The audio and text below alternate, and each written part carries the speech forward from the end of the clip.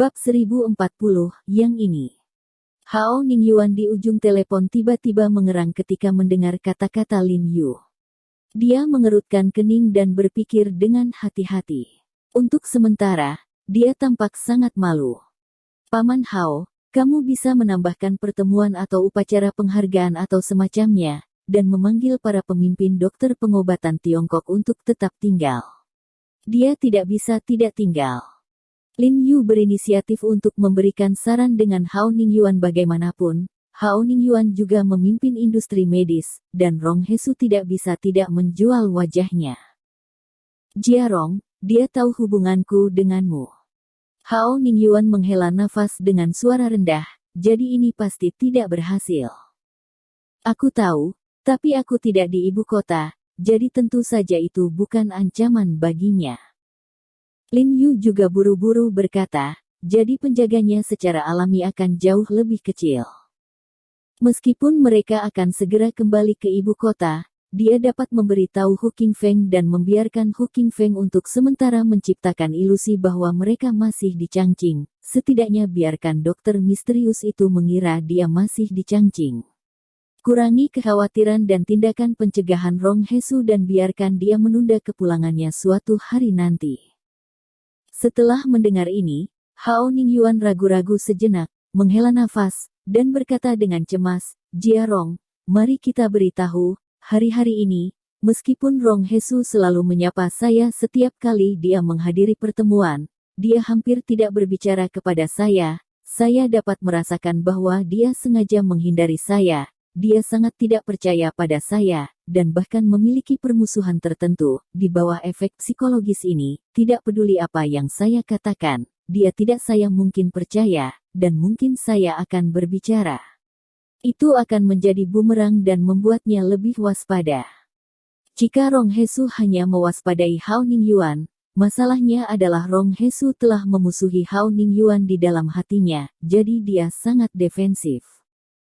Lin Yu mengerutkan kening ketika mendengar ini, dan tiba-tiba terdiam. Jika seperti yang dikatakan Hao Ningyuan, maka masalah itu memang agak sulit untuk ditangani.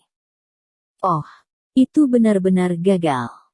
Hao Ningyuan tidak bisa menahan nafas, dan berkata dengan sangat enggan, mungkinkah bajingan ini tidak akan pernah mati? Dari lubuk hatinya, dia juga berharap Lin Yu bisa menyingkirkan tumor ganas dokter misterius untuk dunia medis. Paman Hao, jangan khawatir, mari kita pikirkan cara. Jika kita ingin dia tetap di sini, alasannya harus cukup, dan itu pasti sesuatu yang cukup dia pedulikan untuk membuatnya terkesan. Lin Yu bergumam dan mengerutkan kening sambil memikirkan tindakan balasan. Rubah tua ini terlalu sulit untuk dihadapi. Akan agak sulit membuatnya setuju untuk tinggal. Terutama apa yang terjadi di sini di Changqing malam ini, segera atau bahkan sekarang sudah sampai ke telinga Rong Hesu. Rong Hesu mengetahui bahwa Tuwei dan yang lainnya terluka parah, dan Lin Yu serta yang lainnya selamat dan sehat. Terkejut, bahkan untuk berjaga-jaga, untuk alasan keamanan, dia pasti akan meninggalkan ibu kota secepat mungkin, belum lagi penundaan selama sehari, dan bahkan mungkin kembali ke penerbangan SHENHANHAI lebih awal. Hal yang paling dia pedulikan. Tentu saja dia paling peduli dengan uang. Pada saat ini, Bai Rentu di samping mendengar apa yang dikatakan Lin Yu, dan dilanjutkan dengan suara Lin Yu dengan suara dingin. Wajahnya dingin. Sebagai korban, dia tidak bisa lebih sadar akan hal ini.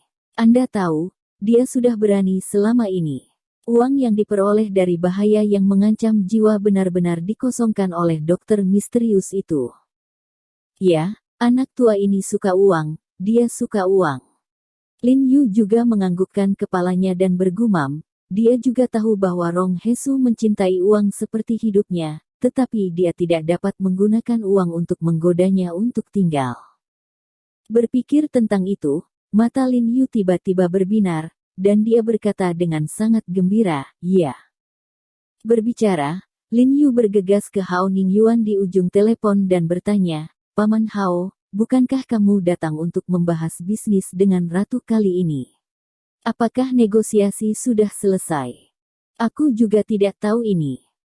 Hao Ningyuan berkata dengan ragu-ragu, Ratu bertemu dengannya sendirian pada saat itu.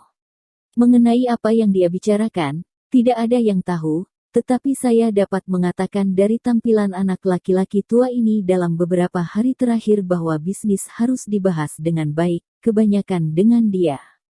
Ratu mencapai semacam kesepakatan. Maka itu akan mudah. Lin Yu mengerang sejenak, dan kemudian berkata, kalau begitu, Paman Hao, dengarkan aku, dan bantu aku memberitahunya beberapa kata kepada Yang Mulia, apa yang Anda katakan kepada Yang Mulia. Saat Lin Yu berbisik kepada Hao Ningyuan, dia berkata dengan suara yang dalam, jika kata-kata ini dapat menarik perhatian Ratu, maka anak laki-laki tua ini tidak ingin tinggal, saya khawatir dia harus tinggal juga. Jiarong, apakah ini baik-baik saja? Hao Ningyuan tampaknya skeptis terhadap metode Lin Yu, dan berkata dengan beberapa ketidakpastian, Ratu itu bijaksana dan berpengetahuan. Mungkin dia tidak akan dibodohi begitu saja. Paman Hao, aku tidak berbohong. Lin Yu berkata dengan suara terakhir, apa yang saya katakan adalah kebenaran, saya yakin kata-kata saya dapat menarik cukup perhatian dari Yang Mulia. Oke, kalau begitu aku akan melakukan apa yang kamu katakan. Aku akan menelepon asisten Ratu semalaman. Kurasa besok saat berita datang. Hao Ningyuan buru-buru setuju, lalu memberi Lin Yu beberapa patah kata dan menutup telepon. Lin Yu memandang dengan bermartabat ke kejauhan, mengetahui apakah dia dapat mempertahankan Rong Hesu kali ini, itu tergantung pada kegagalan Yang Mulia. Setelah naik pesawat, Bu Cheng dan Bai Rentu dan yang lainnya langsung tidur. Setelah pertempuran barusan, mereka benar-benar lelah dan pingsan, dan noda darah di tubuh mereka tidak sempat dibersihkan. Untungnya, Hu Qingfeng mengirim seseorang untuk memberi mereka beberapa mereka harus mengganti pakaian bersih, jika tidak mereka akan ditangkap sebagai massa sebelum naik ke pesawat. Tetapi Lin Yu tidak tidur, karena dia tidak memiliki rasa takut sedikit pun, dan bahkan membawa kegembiraan yang luar biasa. Dia akan menghapus Rong Hesu, kanker besar untuk pengobatan Tiongkok, untuk pengobatan Tiongkok. Hatinya bergejolak. Dia tidak menyangka setelah berpikir sekian lama, akhirnya dia memiliki kesempatan untuk mewujudkannya. Lin Yu meminta pena dan peta Beijing kepada pramugari untuk menentukan lokasi hotel tempat Rong Hesu dan Ratu menginap, dan kemudian merencanakan beberapa rute agar Rong Hesu bergegas dari hotel ke bandara dan belajar dengan cermat. Saya berpikir tentang kapan, di mana dan bagaimana melakukannya, tetapi tidak ada petunjuk. Sebelum dia menyadarinya, pesawat akan mendarat di bandara internasional di ibu kota, dan Lin Yu dengan cepat membangunkan Bu Cheng dan yang lainnya. Pertama-tama mereka menemukan tempat untuk makan makanan untuk memulihkan tenaga, dan kemudian mereka meninggalkan bandara. Pak, kita pergi dulu kemana? Tanya Bu Cheng. Pergi ke rumah sakit.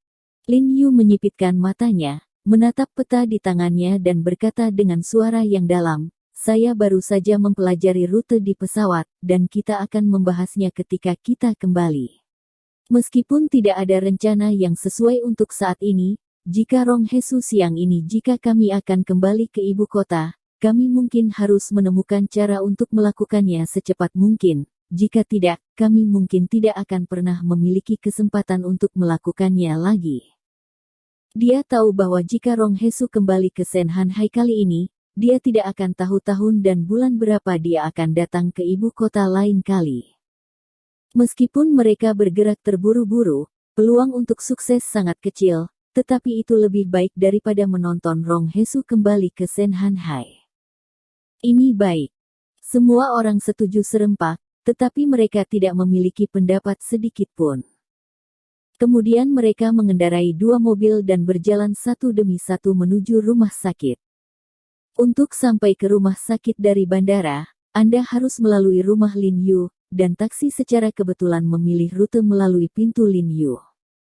Setelah tiba di dekat rumah Lin Yu, Chun Seng, yang berada di mobil yang sama dengan Lin Yu, menjulurkan kepalanya dan melihat ke kejauhan, dan bertanya dengan penuh semangat, "Saudaraku He, maukah kamu mampir ke rumah?" "Saudari Jiang Yan, paman dan bibi melakukan ini sudah lama sekali sejak aku tidak melihatmu. Aku pasti khawatir tentang itu."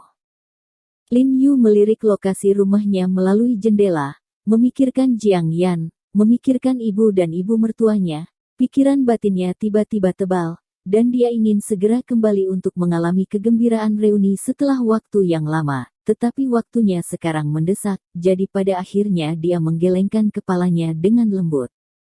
Pada saat ini, ponselnya berdering tiba-tiba. Dia buru-buru melihat, dan ketika dia melihat ide penelepon, hati Lin Yu tiba-tiba terangkat, karena itu dari Hao Ningyuan, tidak diragukan lagi. Hao Ningyuan kemungkinan besar memiliki berita, yang berarti panggilan ini mungkin menjadi kunci keberhasilan mereka dalam membunuh Rong Hesu. Wajah Lin Yu tenggelam, dan segera menekan tombol jawab.